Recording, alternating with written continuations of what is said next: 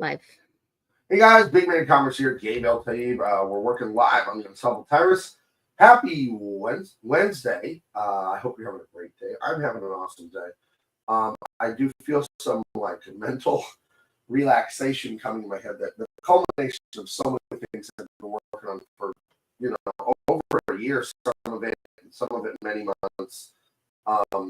That has been fast and furious getting to the end here. Everything's done. I oftentimes bite off a lot more than I can chew, but I want to know how you guys are doing. Hit the like, hit the share. Welcome in. Make sure you follow me on all socials. I wanted to talk to you guys about the relevant pop culture news of the day, and I wanted to talk to you really quick, honestly, about I want to know what anyone thinks of the Trump stuff with the Epstein list and all that. To me, it's super disappointing. I mean, he got my vote 3 times, and if there were an election held today, I'd vote for him. But my goodness, so much of this stuff just so say business as usual. I'm old enough where this isn't ultra devastating or disappointing to me, because I'm just kind of, this is what, if you were born when I was born, 1978, you're Gen X, you grew up in the 80s and 90s, this is just kind of how it's always been. The political elites, the bad guys, they kind of get their way, and no one is ever arrested or punished or anything. So, but if anyone has any thoughts on that, let me know. But what I wanted to talk about was the Superman movie that I need to see before I give an opinion on it. And who knows if I'll see it. It's out. A lot of people like it, and they're just like, it isn't woke or anything. It's not great. It's not terrible. It's just whatever. And, that seems like damning with faint praise to me. And that makes me motivated to not go see it. If it's not great and it's not woke and terrible, to me, it's like, well, who cares then? And it's kind of the worst way you can be, in my opinion, with entertainment, is to not be terrible, terrible, terrible, and not be good. Because if you're just kind of lukewarm, why would you bother? Like, who cares? That's actually worse than a bad movie. At least a bad movie still gets you passionate, still makes you laugh if it's ridiculously stupid, or makes you angry if it's like ultra offensively woke or something like that. But if it's just a mediocre quality, I don't know. It's kind of like just, we all eat fast food. America has so much fast food. You're kind of hungry and you go to McDonald's, Jack in the Box. I don't go to Jack in the Box, but any place, and you get the food, and it's not that great to begin with. It's fast food, but then when you go and it's just kind of, the French fries are an hour old, your burger looks like someone punched it before they get it. It's just kind of really, even for fast food, it's mediocre. That's how I feel about what I'm hearing about this movie. It's like, and to me, again, that's worse than being bad. It's just, So we'll see. I'm totally not motivated to see it now that I've heard that. But I don't know. I'm busy anyway, so very excited about the stuff at Comic-Con. Just so you know, those of you that are watching this channel, I'm going to tell you something right now. Is there a link to the sign-up list for them right now, like I asked you? Yes. It's in the description? Oh, no, it's not in the description, but I can. Is it on Mars? Where's the sign? It's on Mars. Right. Where is it? I have to get it from my computer. I mean, the link, I have to put it out there. Okay. We're going to put a link up right now. So you're going to have less than an hour watching this live with me, Gary Nerdrotic, Chris Moore, Alex from Film Threat. You get together. There are tickets to that. It's a limited event, right? There's fire code. There's only so many people allowed in, and we sold it out last year. If you are on my mailing list, I'm going to send you the link to get the ticket right now. And the link is available or not? The link is supposed to be in the description. I did send it to you earlier. So, that link. Yeah. Sorry. The link to the Big Man Comics mailing list sign-up page. Is that in the description? No, but I'll put it up right now.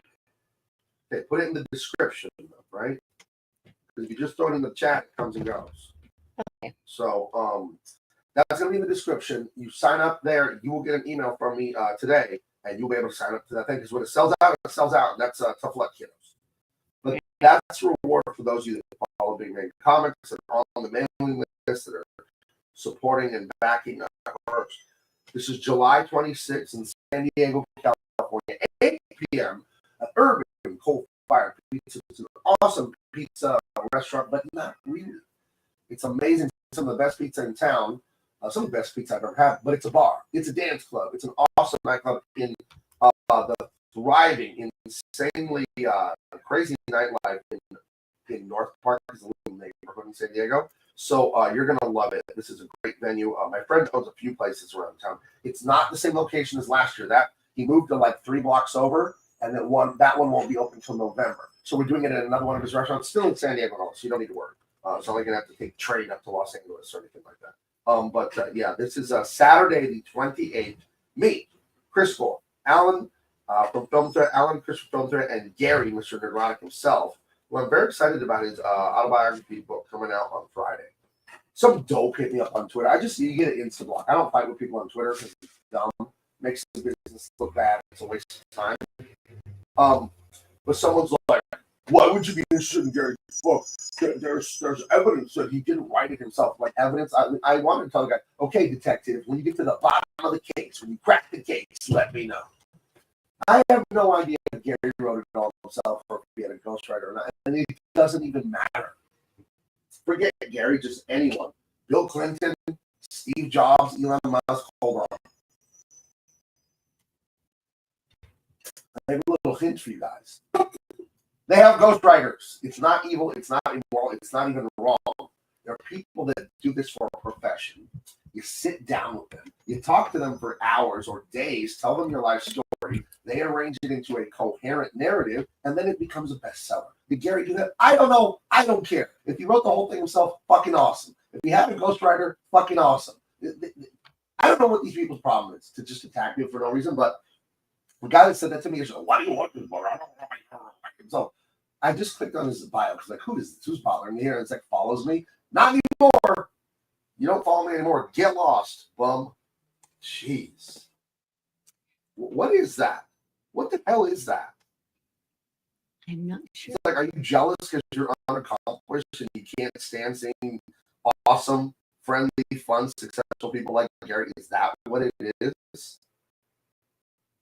You know, it's like beat it, kids. Scram. Goodness. They're saying you're breaking up. Do you? I don't know what to tell you. We're wired into the internet here. There's. It looks like it's on Wi-Fi though. The Wi-Fi is on your computer. Yeah, I leave the Wi-Fi on so I can airdrop stuff to myself. So it will prioritize the Wi-Fi over the. It's going to prioritize the Wi-Fi over the hardwire. Nothing we can really do but wait, I guess. You know? Okay. Well, in the meantime, you've got a couple of hellos. Hello. Let's see. Rem Dog says, "Hey all." Hello, Rem Dog. And the Woke Breaker says, "Hello." Hello, Woke Breaker. Hello, Rem Dog. Keep it up with your. So. Yeah, I think we're. Okay. Yeah. Let us know in the chat how the signal is, how the broadcast is going. What we need to do at the beginning of broadcast, even what we need to remember to do, is turn the Wi-Fi off before you log in the stream. That way, the computer prioritizes the hardwire. It's always going to prioritize the Wi-Fi, and I have to leave that on for airdropping images and stuff back to my computer.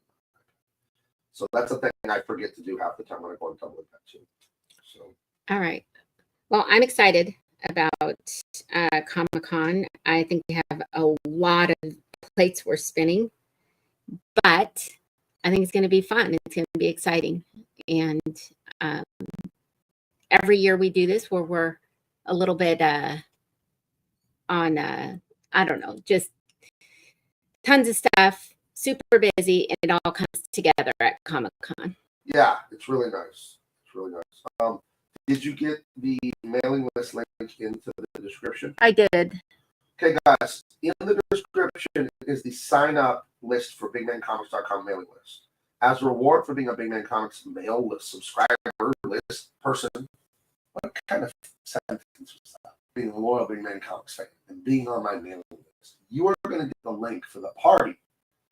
Can you put a party graphic on the screen? The party's on my desktop there. If you open it on the right screen, you can share it to the screen. You're going to get a link in the description to go to BigManComics.com. sign up for my mailing list, and in about an hour's time, I'm going to send out an email that has the Eventbrite link to get tickets. It's an amazing time. Me, Gary, Mr. Nerdrock himself, Chris Alpha Film Threat, and legions of fans like you guys. It's a great time at an amazing venue. But you're only going to get it in the email if you're on the list. So I'm sending that email out in like an hour. Otherwise, we'll make a public link in a day or two, but it could sell out before that. The email list might eat up all the spots. Get on the list. That's a reward. That's a gift from me. So are you sharing the graphic? I am. Okay, so that's it right there. See me looking cool, looking tough in that picture. Right. Yeah, it's going to be a lot of fun. Yeah, this is probably our 10th or 11th party. It is. Yeah, it is. And like they've always been lots of fun, lots of pizza, lots of drinks. And like you said earlier, some of the best pizza we've ever had. Yeah, my friend owns a couple pizza restaurants here in town. And it's upscale and bougie in a good way, not in the bad way kind of places. And they're awesome. Yeah. And it's like a Connecticut style, or is New Haven, Connecticut style pizza. So it's like a thin crust. It's like a oblong kind of ellipse. It's cut like in a small rectangles. It's all crunchy and a little charred on the bottom. It's really good. So. And my favorite is the mashed potato bacon. That's pretty good pizza. Horrible when he told me. Right. When I heard about it, I was not excited, and he insisted we try. Quite good. Yeah, it's a great place. Well, I was wondering about online, because I know you've had some questions when you put some books out, and I thought it'd be relevant since we're putting a book out at Comic-Con. Okay. Why don't you put your book online, like a digital? Are you asking me, or are you asking for the audience? I'm asking for the audience. Okay, yeah, because people do ask us and say, hey, we'll ship this to Australia. I get it. And I hate the shipping prices too, because I don't control that. In the few years that I've been doing online sales like this, the United States Postal Service has raised shipping rates, I think, 3 times. Right. I remember when I shipped out my first book, they quite literally raised the shipping rate the day before I started packing and shipping. I remember that. I don't offer digital for pirates, and they'll take the paper, real physical comics, they'll put them in a scanner, and they'll edit the image and clean it up, and then make digital versions. Nothing I can do about that. What I can do is not put a read quality digital version out there myself. I'm not going to do the work for pirates. You know what I mean? I'm not going to do that. So yes, I get that consumers want that, but to me, that doesn't make any sense right now. In the future, when I have a much bigger catalog and I have books that are years and years and years old, sure, I would consider it then.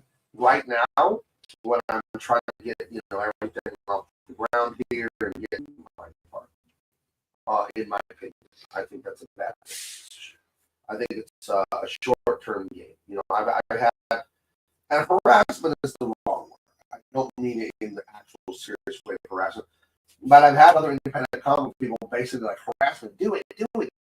I did it.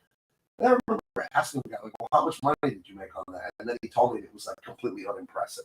So no, thanks. Is there a way to turn the Wi-Fi off while you're already streaming? You can turn it off and see what happens. Because Ramdog is saying it's really rough. Turn it off. Maybe we'll have to come back into the show. I don't know. Okay, so now your phone is frozen. Let's see. Just tell me what you got up there. Well, you're blurry, but your iPad is clear. Okay, we'll figure it out. But you turned off the Wi-Fi? I turned the Wi-Fi off. Okay, well, we'll see if we're still online. Now, you're watching the show on your phone, right? Keep going. Yeah, same thing. And it's working still? Yeah, but look. Okay, well, I don't know what it does. I don't know why it would affect the phone. The phone is not communicating via Wi-Fi to computer to put it up there. So we'll get it right, guys. Don't worry about it. But you can still hear me? You must be. Yeah, you can. Okay, well then the image will come back. Whatever. I'm gonna try and use here, but keep going. Okay. I don't know where we were. I lost track of what We were talking about putting your. Oh, digital. Yeah. Digital, I think it would be foolish at this point. I think it's a bad idea. I don't think there's returns on it. And I don't want to do it. No, thank you. The reason I left DC Comics the way I did. Careful spinning that camera around. Oh, okay. The entire reason I left DC Comics was over their mistreatment of the characters, the wokeism, specifically Superman, and things that I thought were filth. So I do things that may cost me money or whatever. Definitely not expedient and easy if it's my principles. So to me, digital comics are against my artistic principle, and that's a principle I have and how I feel about them. And when you know what I mean. So when the final product is paper, I understand part of the production is digital, the color, some of the drawing. I'm doing digital drawing right now, but the actual product. So no, I don't, because well, kids read a lot of manga. They're always digitally, yeah, and it's all stolen. Did you know that? All those kids that love Berserk and love all this stuff, they're not paying for it.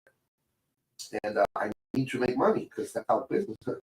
If you take an economics class at the junior college, one of the first things you'll learn is the first principle of business is to make a profit. And not because you're an evil, greedy, rich villain. There's nothing wrong with liking to make money. You have to have money to do business. You cannot continue to do business if you don't have money. So if you put your digital stuff out there, it's going to get stolen easier. And you're not going to make money from it. So, and you got to make money to stay in business. So no, I don't want to go with digital because I don't like piracy, and I don't like it on the principle that's not what this art is. You know, comic books are meant to be touched and felt, smelled, handled, packed away in plastic bags and boards. It's a tactile thing. It's an actual piece of art. So I'm against digital. I don't like it. I don't. It's like movie theaters. Movies are meant to be watched in theaters if possible, especially first run. If it's a movie that's 30 years old, of course you're going to watch it in your house. But movies, they should be in theaters, and I feel like the younger generation is going to kill that. I feel like movie theaters will be this niche, antiquated little thing someday, you know. So, and that's too bad, you know. But I do think it'll go that way eventually, sooner rather than later. So. Sorry, we've got a black camera. Huh? The camera for you is just not working. I'll tell you. But your iPad is still going, so I'm going to expand that for now. Okay. That's fine. Anything for me? It's a little quiet. Sorry, was working on this. Yeah, I do actually. I was thinking about, I had asked you before, how was it hard to come up with the characters? So now once you have your characters, is it hard to put emotion in the drawing? Like, what are the big shapes of if someone's really sad or so? Like, I know when you draw, it's only a still frame. So how do you decide what to draw to get the emotion you want? Everything is composition. Composition is where the elements are in a picture in relation to one another, in their spacing, their shape, their direction, their size, their lightness, and their darkness. And we have themes emotionally in our own head that we know from experience and from culture about what emotions are. So if someone was trapped or alone, you might draw them small in a big dark space around them, something like that. You know what I mean? If someone was intensely angry, you might zoom in on their eyes and their mouth and their face. So it's just understanding the human experience and stuff like that, and being a student of psychology. That is why illustration is the main art. It is the king of all arts. There is no art more important. There is no art more prestigious or better than drawing, because it's the foundation of everything. Whether you're a sculptor, whether you're doing anything, you're going to start with a drawing. That's where you're going to do your concepting. And to draw effectively, you don't just need to know how to move a pencil or a pen or a paintbrush. That's like the ground level of what you need to know. You also need to know what to draw, not just how to draw it and why you draw things. You know what I mean? And that's just being a student of life, of humanity. So you have to be like it's funny, the Renaissance, right? You have to be a Renaissance man to be a great illustrator. It's why Da Vinci was so powerful, because he was a scientist, he was an inventor, he was a philosopher, he was a painter, he was an illustrator, he was a mechanical engineer. He lived as fully as he could in every vector and dimension he could. And I do the same. Anyone that knows me knows that I'm a student of knowledge. Like, I want to know everything about everything. I find pretty much everything interesting when you get down to the granular level of learning about stuff. So I think the best illustrators are going to be students of psychology, students of history, students of mechanics, everything. You have to study everything, because you have to think correctly when you're drawing. If you don't think correctly, you will not draw correctly. And again, the drafting skills, the actual moving the pen, the pencil around, that's like the basics of it. So that's like just like not. It's so important, but it's like it's nothing if you don't have an understanding of life. So. Right. So in order to capture that emotion, you have to be a deep, experienced student of what it means to be human. Sure. And you have to be honest. That's art is always about truth. You represent it's representational. You're representing truth about life, because those emotions, they won't ring correctly if you're not being honest. If you're trying to say up is down and down is up, and injustice is justice, and evil is good and good is evil, those things won't work. You can have characters who say that, but we all know when we see and read those characters, we all know that. But it's with the knowledge that you acknowledge as the author and the audience, these things are incorrect. But I have bad guys that believe them. That's why they're bad. Right. That's exactly what I was going to add, is you've got to have that to differentiate your character's personality. But that's what the leftists do. They try to say evil things are good. Authority is evil. Family is evil. Prosperity is evil. Fitness is evil. Beauty is evil. Love is evil. A selflessness is evil. And then they say selfishness is good. And defiance of your parents and children who just don't want to go bad all the time. That's their entire life revolves around, I don't want to listen to dad. Or they don't have a dad. So then they really hate the concept of listening to dad. They resent their father. They never have. Right. Well, we've got Joe's Atmosphere said, "What up, young man?" Hey, Joe, what's up? And Ram Dog is saying he wants to self-syndicate his cartoon and papers to generate revenue. Give it a shot. Give it a shot. I would go, it's funny, I was harping on digital comic strips, like newspaper strips. All that. Digital is the way to go, I believe. You look at some people out there that are very famous doing that, and it's the best self-distribution model, because the newspapers are dying. The newspapers have been dying for 20-something years. That's not a viable thing. When I build and all that, then they'll buy my stuff. But to think you're going to go out there and do what Scott Adams did, Dilbert, Jim Davis, Garfield, or any of those guys, that era ended. That's over. I started my career doing newspaper strips for my college newspaper, and I was a graphic artist and illustrator for the city paper at the same time. Those kind of Dilbert and Garfield style strips. I know I'm great at it. I won tons of awards for my humor writing and all that for those very strips. And I didn't pursue it because I understood even back then, working at a newspaper, how terrible the circulation was for the newspaper I worked at and how they were dying. And major newspapers, the Denver Post, and all those were just being eaten up by other companies and going away. So, and that's been going on for the better part of it. To go the opposite of what I said about comics for cartooning, you should do what G Prime 95 or whatever that guy is. He does those very famous strips that are all political. Dilbert, he does his online now, like Penny Arcade. That's where it's at. Penny Arcade has worked for like 20 years. So that's where that stuff is at right now, is digital. And, you know, building a digital audience is showing up every day. That's why I'm doing this. Me as a personality, I'm part of the project for Big Man Comics.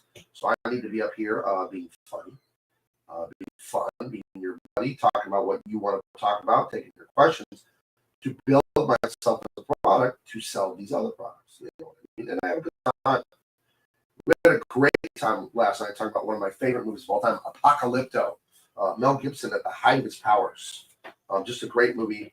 The father, Flint Sky, they're natives, they're Mayans, or they're in the Mayan region. They're not part of the Mayan thing. They're hunted out by Mayan slavers, and the guy has to escape and save his wife and all that. But when before their village is ransacked, there's some prophecies and some eerie dreams and about the end, the apocalypse. The movie's Apocalypto, and the father tells Jaguar Paw, the main character, Father Flint Sky, he tells him, fear is a sickness. I love that. I think that's just such an amazing line. Fear is a sickness, you know.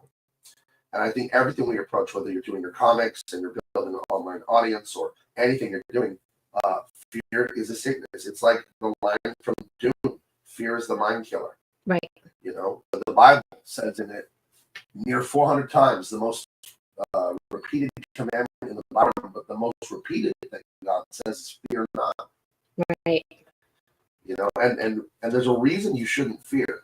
Like, oh, if you're afraid, you kind of feel sorry for yourself. It's sad and bad to be afraid. Don't you feel sorry for someone who's afraid? Yes. It's also a sin to be fearful.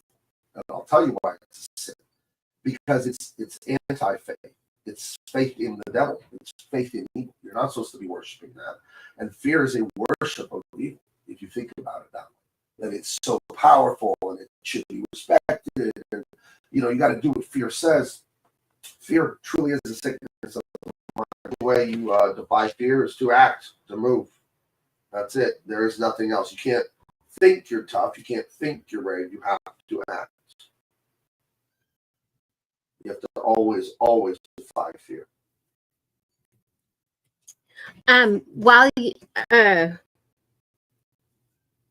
While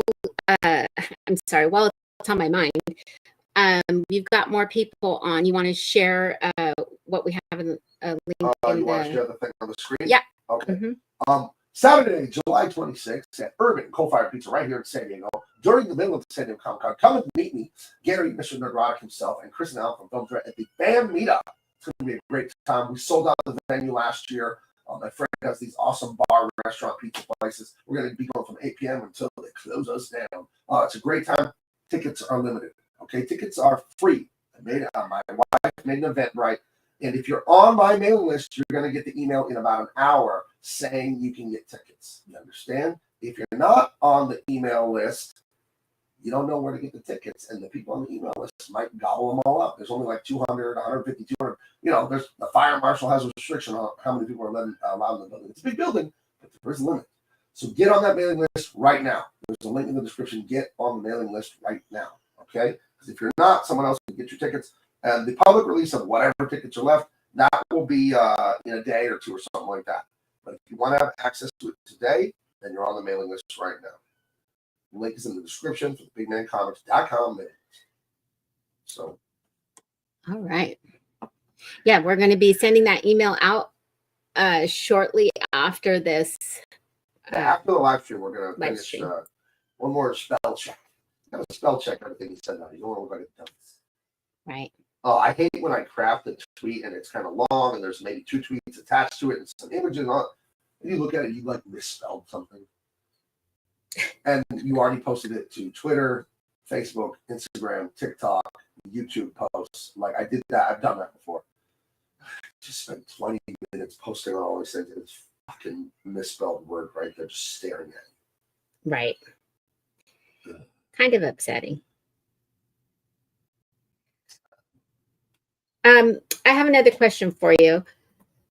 Okay. Your books are always like, I mean, the very first one you did, I think, was 60 pages, but the two after, Dean Cain and Empyrean, that's coming out on the 24th, they're 120 pages. Empyrean is 116 pages of story. 100, Sorry.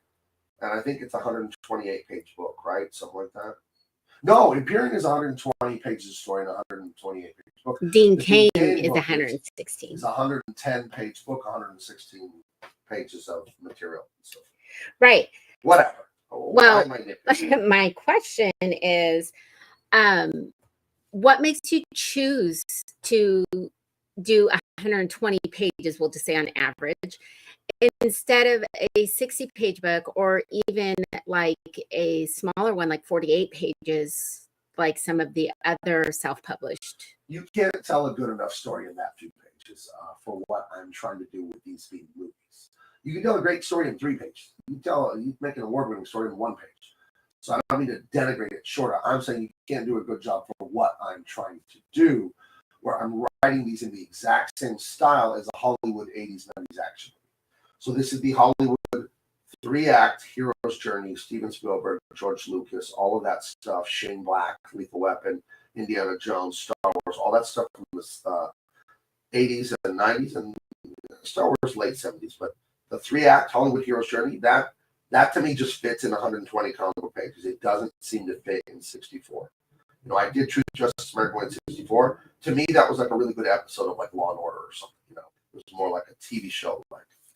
But I want these to be. I mean, these are expensive, right? They're worth every penny. They're $35. You better feel like it was worth it. It's a hell of an economy out there for some people still. Some people are scraping. So when they make a choice, and you know they got their bills and their groceries and their car insurance, all this stuff, you know, it's so expensive. I want them to love their decision to back me on crowdfunding. So I got to give it everything I have, and that's what I'm doing. So that right there is a big reason to make them 120. I don't see how you could charge what I'm charging for, you know, much low, way lower. You know what I mean?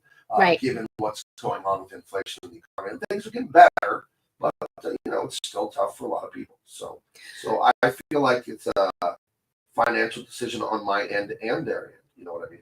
Right. And it is a financial decision on your end as well, because it does cost more to make a bigger book. It costs more to mail it and to print it. Yeah, but it also costs more in time, in paying your artists the time it takes you to ink it, than paying a colorist to, or if you're coloring it yourself, so time or money to color more pages, then more pages printed at the printer, and then of course the mailing.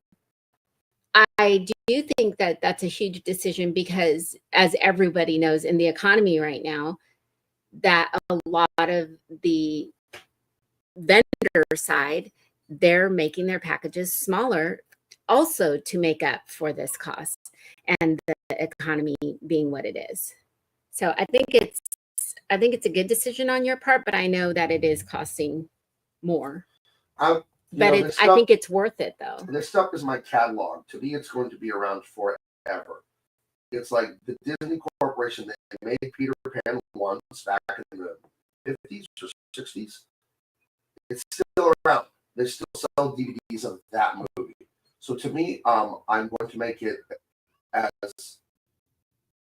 I'm going to make the quality of the ones $35, $50, you know, $100, whatever. They buy special editions. Some of them, you know, the price goes up depending on the rarity and autograph and this, that, and the other. I don't want this to be a throwaway for them. Right. This is something they're going to want to take care of, the bag and the board, and put it in a nice piece of art for them. So that's why we go the bigger page count, the highest quality printing I can do. I mean, anyone that has one of my books, just they're impressive just to touch and look at. You know what I mean? I am on par, as good or better than anything Marvel DC printed. And again, that's my knowledge of working at newspapers and understanding how printing works, paper quality, ink quality, all that stuff. I could be better than Justin's. You know, so, and that cost me money. I could go with Hong Kong printers. I was nearly wined and dined last year by that lady, remember? Yeah. And no, I won't do it. You're And very and she handsome. sent me the email quote for the books, and it was cheaper, man. And it was cheaper. And you know, and I'm sure the quality will be fine, but those aren't my principles. Again, I want to do things the right way because I'm a long-term thinker. You can always get those short-term gains. But as my coach in high school, Bill Christopher, had blasted in the locker room, weight room, he had it all over, locker room, weight room. High school football coach. There's no shortcut to any place worth going. And I never forgot that. So I can have gains right now, short-term gains. Print this stuff cheap, less pages, and you get your money right now. And then that'll be it. You can forget your future. You know, you're always building your future. That's something I'm keenly aware of in life. You're always building your future. There's no way to not be building your future. All the future is the result of the present. That's all it is. So you need to be very wise when you make those choices of what you're doing. So as an artist and a businessman, I'm very aware of every choice I make is one more Lego of the giant thing I'm stacking up and building. So I need that. You can't just, oh, it doesn't matter. I'll just do this. It does matter. It always matters. It truly is an investment on your part too, though. Because well, I you're right. want the most. I want the most from my audience. I want the most money. I want the most success. I want the most praise. I want the most prestige. I want the most. I gotta give them. Right. Physics. For every action is an equal and opposite reaction. You know, but the way it works in customer service is to give me a bunch of faith, a bunch of trust, a bunch of goodwill, a bunch of money when I've done nothing. So I will make better books. I'll spend my time. I'll print as many as I can up front with my budgets and all that. Then when I've done a great job, made a great book, it's beautiful. It already exists, guys. It already exists. That's the thing. I've taken risks, so you don't have to. You don't have to worry about this thing being the 2nd of September. We will start mailing these out soon after that. I can't tell you the exact day, but we're going to try and time things with the printer to get our big final shipment in of hopefully tens and tens of thousands of books and get these things going right after the 22nd. You know what I mean? So I take the risk up front because I want the best for you. I want to be the biggest, the most successful, well, and all that. Okay, well, I got to pay the price to become that. And you do that by giving the best customer service possible. You know, this isn't a hard thing to figure out. You treat the fans, customers, and backers as good as you can. You know, and then they should reward you if you got the goods. Your product is great, and I know mine are great. People have already read it. I sent some copies out to people I know, and they love it. No less than Mike Barron. Right. Now, would you say it's easier to write a 60, 48 page, 30 page, or the longer 100 I like page, writing. It's easier to write the longer page. ones. I find it much easier to write it. I mean, I'm a good writer because it gives me room to do things, to have some fun, to go on little side quests with my characters, to really develop the character, the personality. But it all is serving the major story. But yeah, I like the room to breathe there in the story. You know, it's more enjoyable as a writer. But there's a fun thing about writing the smaller book, like I write a 64-page book. There's no fat. It's lean and mean, and you got to figure it out. You know, you got to really figure it out. You can't waste space. You can't do frivolous, stupid. So they all have their advantages. But again, I want these on the shelf at people's homes. I want these to be reread over and over. So they need to feel like movies to me. You know, I don't think they need to feel like half-hour television shows. You know, that's not what I'm going for. Right. And anything special you're going to have at your booth? Yeah. This year? These are inks for page 108. I'm going to have a 16-page preview comic that will only be available at the San Diego. Remind me, I got to call Tyrus after this. I'm supposed to call him today. A 16-page preview comic that you can only get at San Diego Comic-Con 2025. And if there's any left, I'll put them on the website on the main Tyrus campaign. I don't anticipate having any left. But yeah, if you want to pick that up, come to Comic-Con booth 1705. I'm going to have those in person. It is a beautiful comic book magazine style. It's not a hardcover because it's not 120. It's not the graphic novel style either. It's a regular comic book magazine, staples in the spine. It's got preview art. It's got concept art. It has just a few pages of the Tyrus graphic novel. What it does have is something I've never shown anyone. The 6-page Unstoppable Tyrus story that was pencil, ink, colored, and lettered. I took the word balloons out for this. That is the thing I showed to Tyrus when I was pitching him on this idea. It was a proof of concept. So some of the characters are different. One guy that's actually a good guy is a bad guy in the 6-page thing. And there's some interesting stuff going on with laboratory, all this neat stuff. And I haven't printed that anywhere, shown it, but it's pretty cool. So that last year. So you're going to want to get it because it's limited edition, and it's the it's limited edition San Diego Comic-Con 2025 Tyrus preview cover. That's a cool thing that's going to be there. The Empyrean books will have those in person at Comic-Con too. I talked to my poster guy. I'm going to have some posters, we'll have t-shirts. We're going to have a lot of fun stuff, and we're also going to have some of your favorite YouTube. Yeah, that's going to be exciting. That Tyrus preview, it's really neat because it was created so long ago before the story was fully developed. Right. So things were different. And it was just a pitch. Yeah, I wanted Tyrus to see A, that I meant business, and B, this was my vision for what I thought the book could be. You know? Right. But it was beautifully illustrated by Aikion. Yeah, I colored it, and then he drew that whole thing, as opposed to this book. Yeah, so that's kind of cool because it is kind of like a sneak peek into how we got to where we're at now. Right.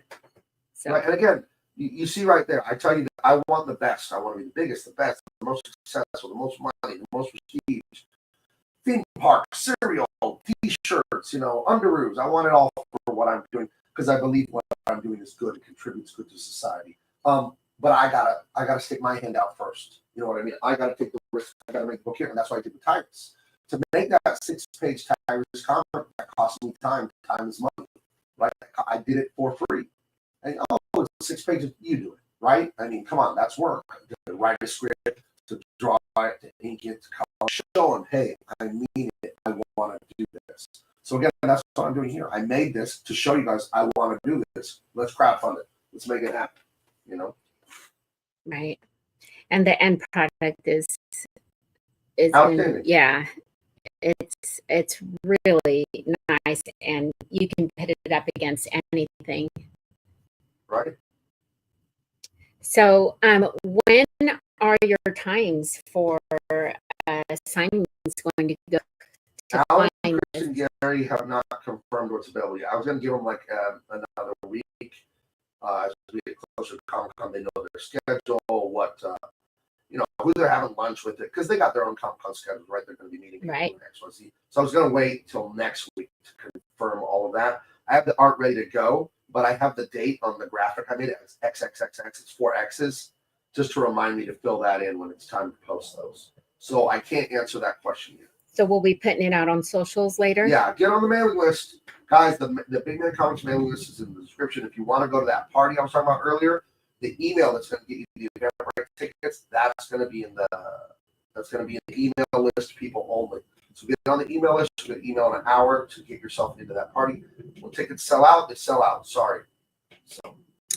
Right, and we can even put out another email just with the Comic-Con schedule later too. Yeah, we'll keep everyone informed. That's what the mailing list is for. Right. Keep them up to date. Let them know what we have on offer to buy, to crowdfund. Yeah, that's the whole thing is about. I appreciate everyone out there. And that's what we're doing with that stuff.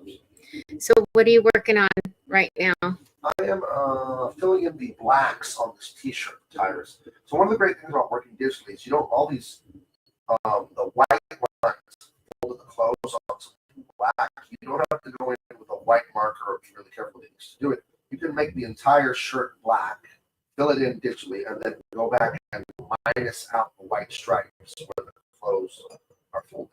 That's a really great thing you can do digitally. It's a huge time saver. Seems so much more efficient. Well, yeah, a lot of people think like working digitally is cheating, like the machine is drawing for you. I'll hand any of you this digital pen. We'll see if you can do it. Not trying to be arrogant or mean, but like I hate that misunderstanding that people have about digital. It's the same thing as drawing on paper. It requires the same level of skill. Just there are so many amazing shortcuts that digital gives you that makes it a time saver. That makes paint and ink is just going to take longer. You know, it's just going to take longer. So the technique I have here, I'll show you real quick. I have some wrinkles on this shirt that I want to get in here. So I'm going to fill this shirt in black. Shoot, hold on. There must be a hole in it somewhere when I'm filling it. Okay. Okay, so I'm going to fill this shirt in black, but I have more wrinkles I want to do. So, and I have them in the underdrawing, in the sketch, the layout sketch. I have them there. So I'm going to make this layer slightly transparent so I can see where those lines are. Then I'm going to draw those lines on a different layer in color. And then I'm going to select that colored layer, throw it away. I won't need it anymore. And then I'll delete the selection from this black ink. So we have a shirt here. So that'll all make sense. Create a new layer. Make this one sort of see-through. Then I'll use something bright. I'll use red. So this is like some lines off the chest muscle, right?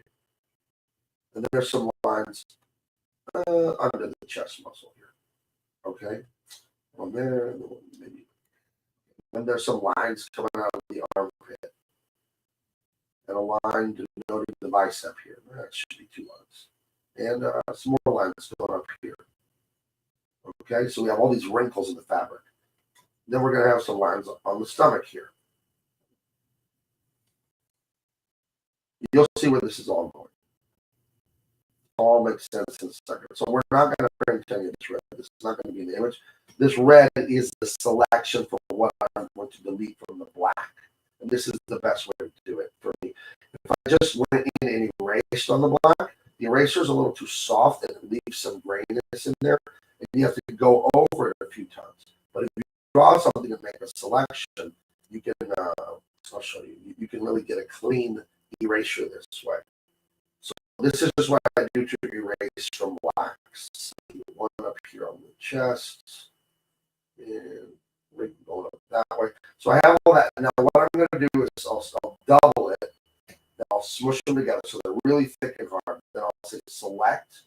Then I can just throw the red away. And then from that layer where he's drawn, I say cut. You see that? Right. So that's how I do that. Doing that in ink would probably take half an hour. That took like 3 minutes. So again, I could do all this in pen and ink and white paint, but that would have taken a long time to do. So, about 5 minutes left. Do you want to talk about the subscribing and we've been over that twice already. Okay, well, then I do have a follow-up question on when I was asking you about writing a 120-page book. When you were first actually writing script, I know you've written a lot of stuff forever, but when you really decided that you were going to write comic books seriously and publish them, were there any books or like help guides, I don't know, that you use to develop them? Yes. So I am a phenomenal autodidact. You know that as my life. An autodidact, that just means someone that teaches themselves. I know how to do so many things because I'm trying to be a dickhead. This is just what I remember, right? And that's true about me. I'm just like a computer. You could teach me anything and I get it. And I get it the first time. I've always been able to write since I was a little boy. I've been a very good writer. It's just a natural ability I have. It's a God-given talent. But William Bernhardt is a New York Times best-selling author. And he's written a bunch of detective fiction. He's a great author. But he wrote a series of like 10 or 15 books called The Red Sneaker Writer's Diaries. And they're about 3-hour-long audiobooks. Dialogue, plot, character, editing. He has about 10 or 15 of these books. I listened to them over and over and over, starting about 5 years ago. I haven't listened to them in a few years. They're outstanding books. And because I'm such a good learner, an autodidact, I listen to his books, and he's a New York Times bestselling author, and I just get it. I just get what he's saying. So I took my natural understanding of dialogue and storytelling and then applied his like scientific framework of how writing an adventure and all that works. And I just get it. And I went to Joseph Campbell's Hero with a Thousand Faces, The Hero's Journey, and I just studied that and I just get it now. I just totally get it. I broke down Spielberg's and Indiana Jones stuff and looked at them with Blake Snyder's Save the Cat and that Hollywood 3-act, 2-hour movie, and I just get it. It's like secondhand to me. So that, yeah, I did a lot of studying on what do I do with these skills that I have naturally for language and writing. I went to the masters who accomplished a lot and said, what are you doing? And then just copy it. It's like being born tall. It's like, okay, give me a basketball, show me how to use this basketball. Like I'm already tall, just show me how to dribble and shoot. So it's like I'm already very good with language and writing and all that. Now show me how to put it together as action adventure stories. So yeah, William Bernhardt is godsend his work. It's great for understanding story. And then obviously Spielberg and them. I mean, no one did it better, right? When they did the Hero's Journey and all that with Indiana Jones. I mean, Right. So, and you know, Back to the Future and all those things. Those are perfect 80s movies. They're just perfect when it comes to adventure. So yes, I'm a student of that stuff, and I'm always looking everywhere to learn. And I think the reason I'm one of the main reasons I'm such a prolific autodidact is because I love it. I get pure joy from learning. And you say, about what? About anything. If you look at my YouTube history, it's all learning. How to make this sandwich, how to fix a cartridge, how to program computers, how to like 1980s Commodore computers. I have watched so many videos on how to solder the chips and how the programming works. I just love learning. And that, I don't know why. It's just how I am. And one of your latest people you studied is Brian Wilson. Brian Wilson of the Beach You know Boys. all the facts. I know everything about the Beach Boys now. And it only took me 3 months. I always loved their music, got really into it in high school, then just kind of got away from it for years. Then I heard a Beach Boys song somewhere like 3-4 months ago. And he's like, you know what? I need their best of album. I bought their best of album, and I had never heard anything but the hits, the mainstream surfer stuff, and Don't Worry Baby, and God Only Knows. The stuff that's very digestible for the mainstream. I never got into the deep cuts on Pet Sounds or Smile or Till I Die or Surf's Up. I never heard any of that, and I was blown away. That Fun, and Surf Inspired are amazing songs. They're nothing. They're nothing compared to the stuff that comes later. So then I listened to 2 like 19-hour books that were biographies of the Beach Boys. I listened to Brian Wilson's biography. I listened to Mike Love, the villain cousin, and I now know everything about the Beach Boys. And I just did that as a recreational thing because I'm an artist and creator, and I think Brian Wilson is one of the greatest American artists of all time. But as a autodidact, I had to know. I just love to learn. So, I don't know if Agent Cub is joking, but he says Beach Boys. Is that one of those 80s pop bands? if you don't know what the Beach Boys are, I feel really sorry for you. He's probably joking. They are the greatest band in the history of, I would say, pop culture. They're better than the Beatles. I don't think anyone has done what the Beach Boys have done, specifically Brian Wilson with arrangement and harmonizing. There's no one that can touch him. He's the American Mozart. When are they from, though? The 60s? Yeah, so they kicked off kind of like 62, 63, 64, stuff like that. They had a little bit of success, I think, in 61, but it was just like it was Surfing, not Surfing Safari, not Surfing USA, but there was another song. It was the very first song they wrote called Surfing. And their mom and dad went on a trip to Mexico City and left them with $200 to eat and all that. And they rented music equipment instead. And were about to get yelled at until they played Surfing for their dad, Murray Wilson. He was like, wow. And Murray was sort of connected to the music business. He had a hit once in the late 40s or the 50s. And he knew some people at different record companies, and he got them on audition at Candix Records. And they got their first little record deal there and didn't make any fucking money. And I think the dad was so open to it because him and the mother were musicians. Yeah, the dad was a failed musician. You know, he wanted to be like Glenn Miller or like any of those guys, so big band orchestra kind of guys, you know. So yeah, the Beach Boys, greatest American band of all time. Not even close. All right. So I obviously Agent Cub was joking because now he said, what? Better than Motley Crue? Yeah, a little bit. A little bit. A little bit better. And it's time to go. So if you want to say goodbye. All right, guys, follow me on X. I'm Big Man Comics over here on Facebook, YouTube, and Instagram. I'm Gabe LT. Over on TikTok, which I'm posting more ticks and talks. It's Big Man Comics 1. Get on that mailing list. It's in the description. If you want early access to the tickets for my Comic-Con party with Nerdrotic and the Film Thread guys, I'm sending that email out within an hour or so. Get on that mailing list. It's the only way to get that right now. Monday through Friday, 11 to noon on this channel. We do this live every Tuesday night, 7 till whenever. We do the comedy improv show and movie reviews. Double impact. Double impact. With my co-host, Jericho Green. That link to subscribe to the newsletter is in the description, and I also put it in the chat. Okay. That's it. All right. Bye, guys. That's enough. That's the done.